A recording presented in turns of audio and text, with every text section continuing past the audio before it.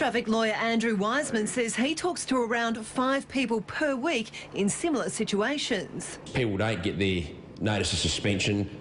For that reason, they don't have the opportunity to respond to it, and by default, they get a suspension that they do not know about. And I think the fact that no conviction was recorded indicates even His Honour's attitude towards the fiasco which has ensued. A scenario for the lesser charge is 9 months. All motorists have a duty to give way to emergency vehicles when it's safe to do so. Lawyer Andrew Wiseman says drivers can protect themselves. Full comprehensive cover unless you're willing to wear the loss of your vehicle in such an instance. In the past they've been quite soft, but in recent years there's just millions of dollars outstanding and they're getting as tough as any other debt recovery agency. It wasn't a case of dangerous driving, but driving a dangerous vehicle from the start. QR has since scrapped the vehicle. It doesn't exist anymore. If you do want to resist it, don't pay it.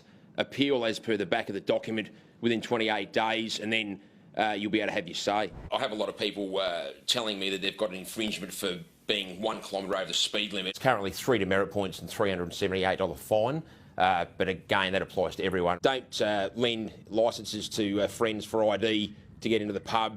Don't upload your ID to questionable websites. Submit that any suggestion that work licences should be abolished would be uninformed and an unfair proposition to make. Take a photograph of the sign, the vehicle, both within the one shot. They can clamp your vehicle, they can garnish your wages. Even if you've got money in the golden casket account, they can take that. It is, in legal terms, a vehicle to be set in the same sentence as a truck. So the liability issues are the same as if it was a registered motorised vehicle. No public thinks it's a minor matter of just putting someone else's name on there, but people are going to jail for it. Only government entities can issue fines.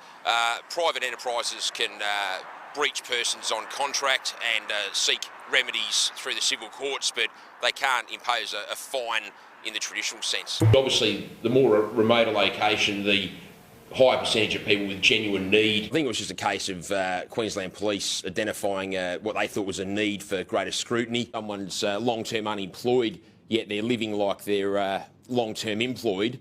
That may very well raise eyebrows as well. Unless you've got an exemption, which are not easy to get, you will be penalised if you don't vote in person.